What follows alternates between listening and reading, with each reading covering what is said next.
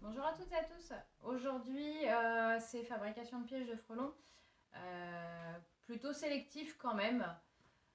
On va essayer de construire ça avec beaucoup de matériaux de recyclage et ma fameuse boulette de grille à rennes Langstro, hein, de ma dernière commande où j'avais pas pris les bonnes grilles à rennes, donc on va les recycler. Donc j'ai fait un prototype. Donc ça c'est vraiment du recyclage. Donc 2 bouteilles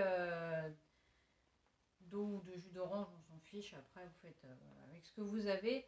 Un morceau de grille à rennes, donc assez simple à construire. L'avantage c'est que le produit n'est pas en contact direct avec les insectes. Moi j'ai installé donc 2 petites vis, mais au moins ça permet vraiment que le produit soit indépendant des insectes. Donc on n'a pas besoin d'attendre que tout soit mort à l'intérieur pour pouvoir le changer. On fait des petits trous donc au fond de la première bouteille pour pouvoir que le produit embaume toute la bouteille et ça permet vraiment que les insectes eux soient attirés par cette odeur et ne soient pas en contact direct. Donc là j'étais en train d'en construire un deuxième, donc un peu plus gros celui-ci bien sûr. Bouteille de 5 litres d'eau, toujours mes fameuses grilles à rennes. Donc là assez simple, on a juste à découper. Donc là je vais vous le faire celui-ci en direct. Donc on installe la grille à rennes.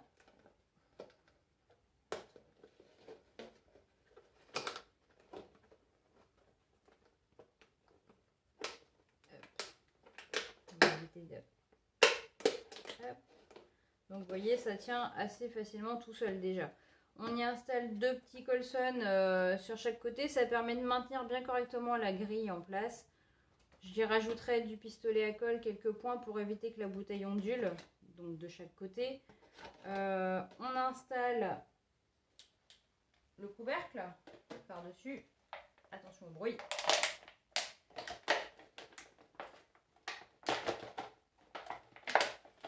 On remet en forme. Hop. Et il n'y a plus qu'à agrafer. Donc c'est assez simple d'utilisation et de fabrication. Là après, une fois que donc le partie haute elle est finie. Donc la deuxième bouteille d'eau elle sert pour faire un fond. Toujours pareil hein, comme le prototype. On fait des trous dans le fond, plein de trous. Vraiment pour que ça embaume toute la bouteille. Et on encastre. Donc on peut soit le laisser comme ça ou rattacher comme on veut, il n'y a pas de souci. Donc j'ai vraiment juste rajouté moi les 2 petits colsons de chaque côté pour vraiment bien fixer la grille à rennes pour pas que un frelon s'en aille sur le côté. Donc c'est vraiment pour bien fixer cette grille à rennes. Donc ça reste un peu dans la même idée que le piège comme on faisait avant où la bouteille coupée en 2 et restait dehors, on mettait ça au soleil. Un piège assez basique. J'ai rien inventé, hein, tout se trouve sur internet, différentes formes, différentes façons de faire, mais tout reste sur le même principe. Ça c'est assez facile à faire. Cette année je vais tester l'Apitrap.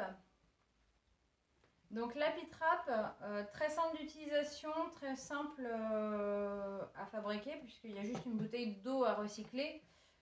Je suis pas entièrement convaincue sur ce système puisque, donc, comme vous voyez, vous enlevez tous les liens, vous la fixez, elle se colle, enfin elle se fixe toute seule. Hein. Donc là elle tient. Mais qu'est-ce qui empêche les frelons de ressortir ici quoi? Il n'y a vraiment aucune sortie différente. Donc pas convaincue. Cette année je teste hein, parce que c'était la première fois. Donc pas entièrement convaincue sur ce système là. Si certains ont réussi à avoir des frelons avec ça, n'hésitez pas à me le mettre en commentaire. Je suis vraiment preneuse pour tous les commentaires et les partages de savoir. Donc l'Apitrap en test 2021.